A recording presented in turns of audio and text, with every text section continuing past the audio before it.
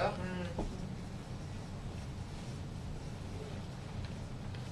Yep. I want to see that evaluation tool. You'd want to see the tool? Yeah. So know what they were going to be looking for and what sort of things. And so give me an idea of how to present things with this lot. Makes sense. Yep. I'm not thinking specifically of an education course, I was just thinking my program. The first thing that would go through my mind is, what is it I'm actually doing? You know, can I say what it is I'm actually doing? Right. Yep. What about some feelings that might be engendered? Anxiety. Yeah. Yeah. I think we would be kidding ourselves if we didn't have some level of anxiety. Yeah. Right. And that anxiety is because...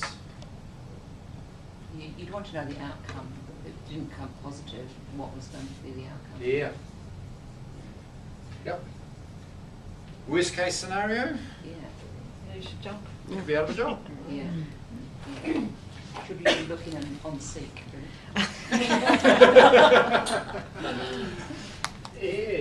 Yeah.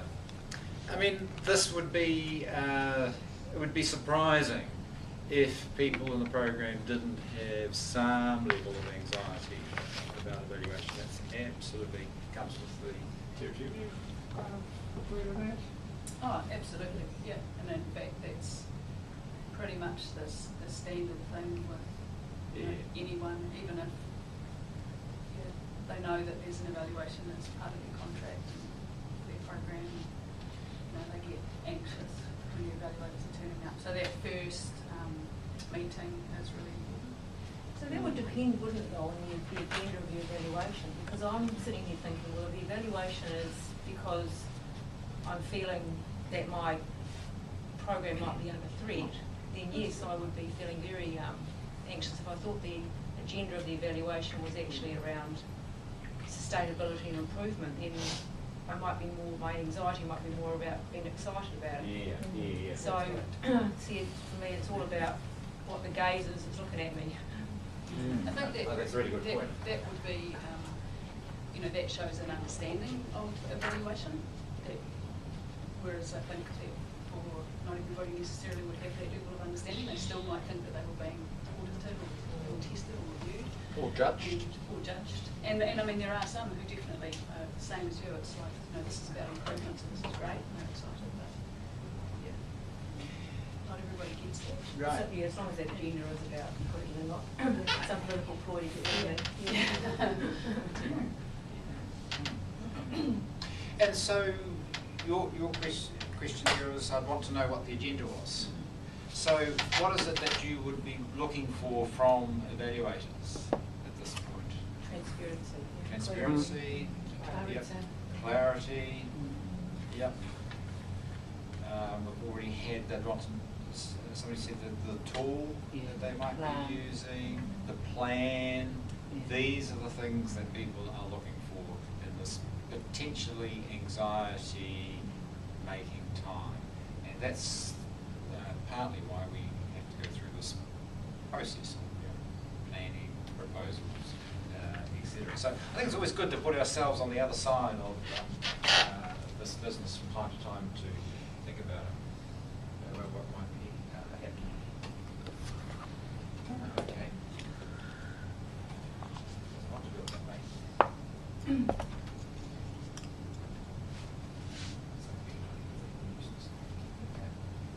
So, yeah, we need a plan. Now, there's clearly a contrast here between evaluation research and investigator-driven research. On the whole, if it's investigator-driven research, you've really got a pretty cosy little relationship between you and your research question. Yeah, you do have some participants who you'll need to be dealing with, and presumably you're going to publish, so there's some kind of level of accountability with the broader research community. But by and large, it's a cosy, simple little relationship between you and your research question. But the relationships become much more involved when it comes to evaluation. Now, some of these people, and these are probably the most obvious ones, eh? So you've got the funder of the program, you've got the commissioner of the evaluation, who might be the funder or might not be. They could, it may be funded by it.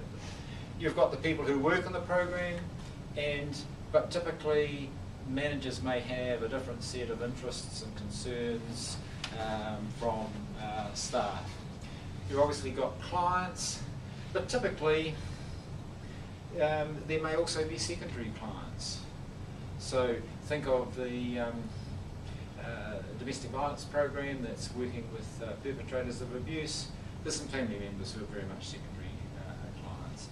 Most social health programs will have secondary clients of some sort.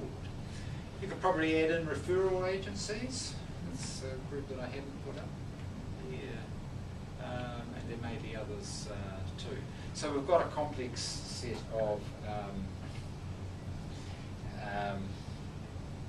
relationships here. And initially, those relationships need to be codified, if you like, in your proposal. And although your proposal is what is forming the contract with your commissioner, clearly it has implications for all of these kinds of relationships. Can I ask a question, Neville? I worked as an auditor for quite a while, and I can't see the difference between the evaluation and audit, really. There's certainly an overlap.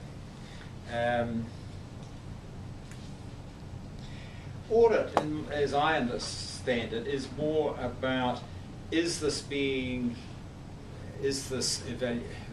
is this program being implemented the way it should be? Yeah, according to the contract. Yeah. Yeah. That would be the main question of an audit? That would be, yeah, where they're meeting the contractual compliance, yeah. Yeah. Whereas evaluations could have a broader range of questions. Is it achieving the desired outcomes? What outcomes? What parts of the program seem to be working kind of well? What might not be working quite so well? Is it reaching the right kinds of clients? Ought to be developed? Ought to be scaled down? Much wider, more fluid set of questions. We used to cover all that in the audit, but because the actual contracts were very broad, you know. But I suppose, yeah. Yeah, I mean, I think there is a place where evaluation shades into audit, but audit tends to be around, here's a set of standards and are you meeting them? Yeah. Whereas evaluation might be much broader, because there may not be a single set of standards. No. Yeah.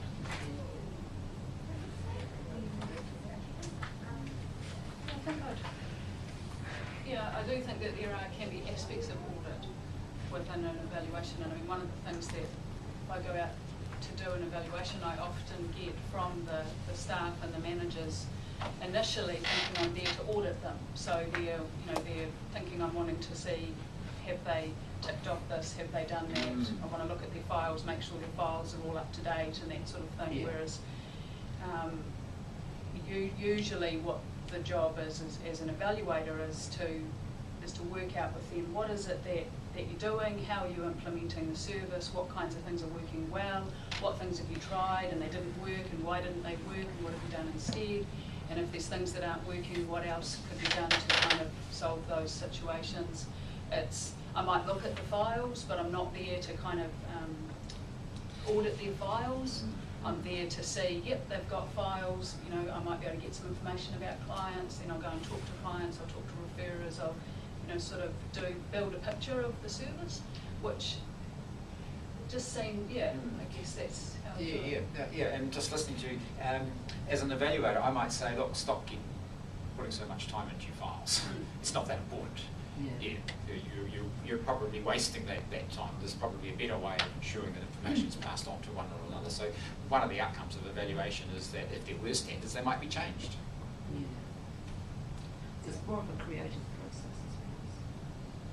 Yeah, I think that would be a part of the distinction. Yeah. I think too that, I mean, I've done evaluations where there's a very prescriptive contract which has got an aim, objectives and various activities that the service is supposed to do. Yeah. And then I've gone out to the service and found they're not doing any of those activities because those activities don't fit into that community, but what they're doing is this instead, and there's really good reasons for it, and what they're doing instead is still going to meet their objectives and their aims in a better way, whereas if they'd done the prescriptive things, it wouldn't.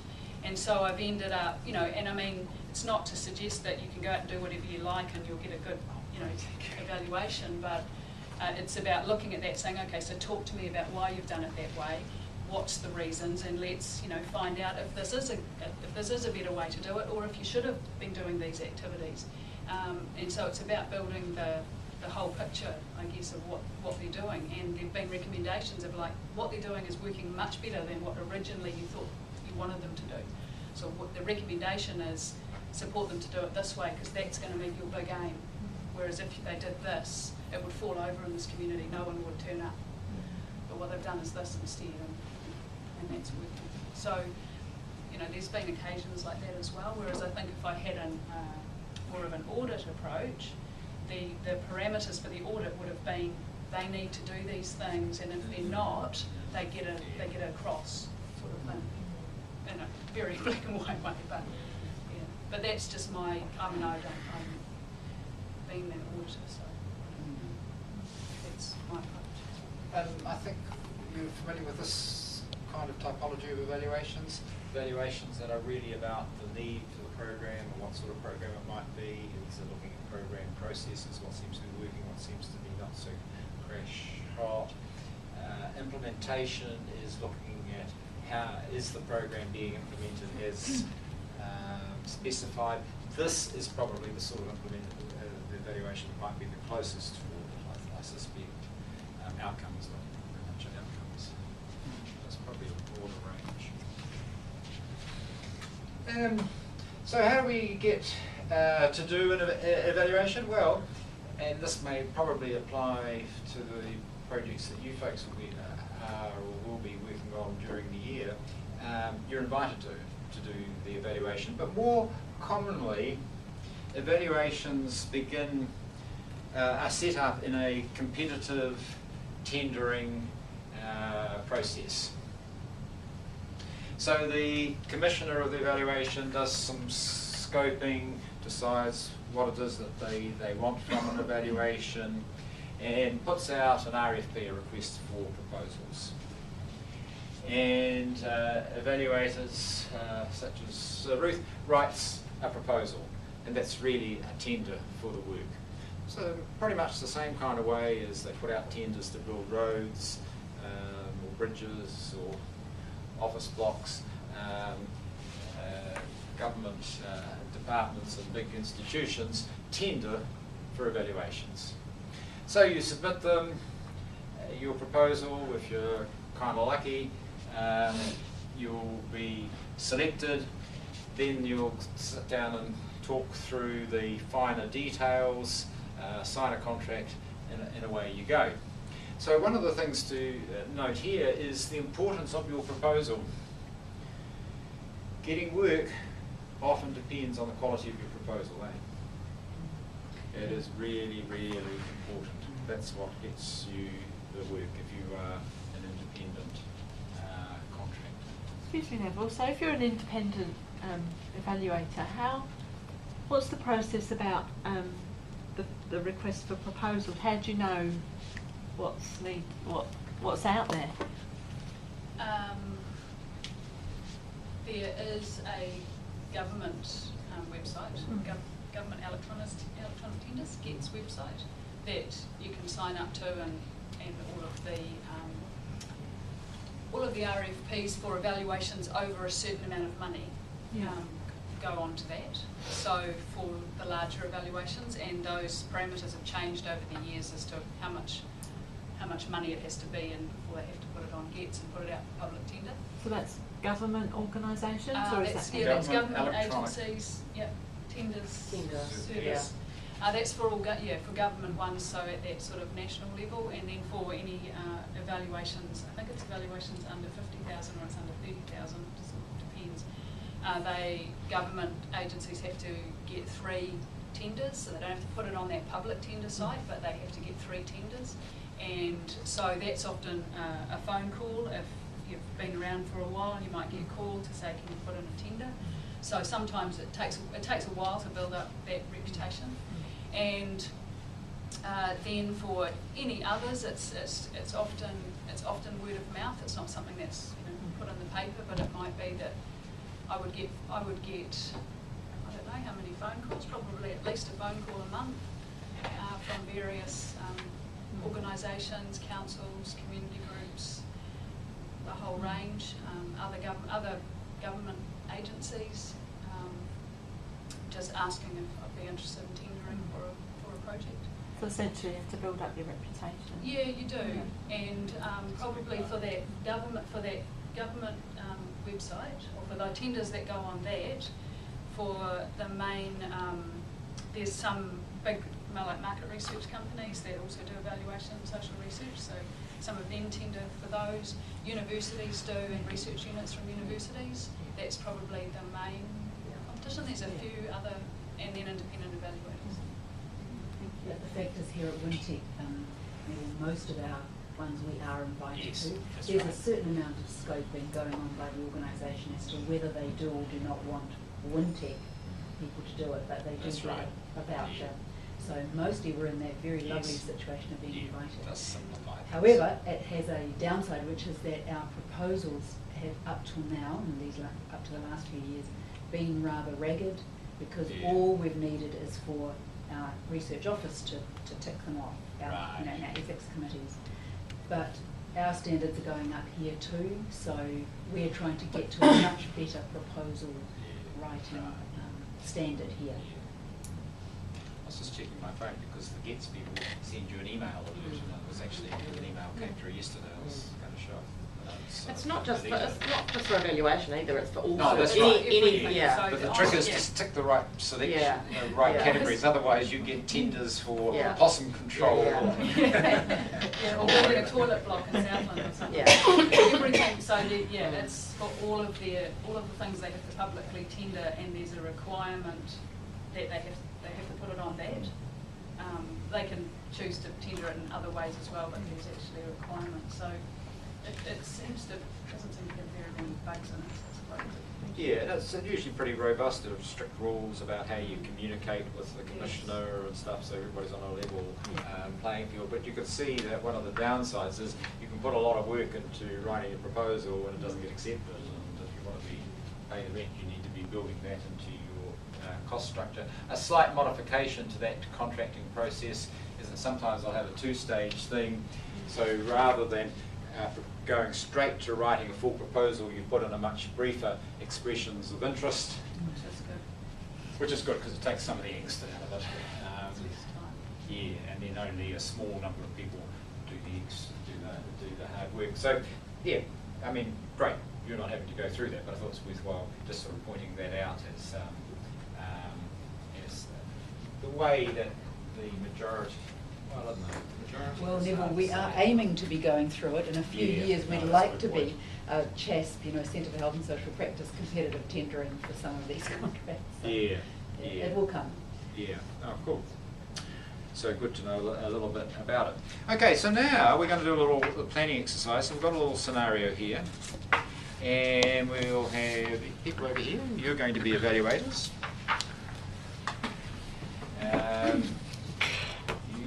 People across the back here are going to be group organisers.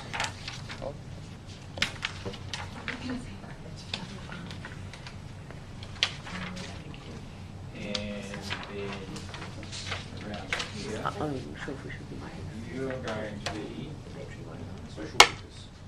Yes, I'll turn it off now. Any experience with that? They said turn it off.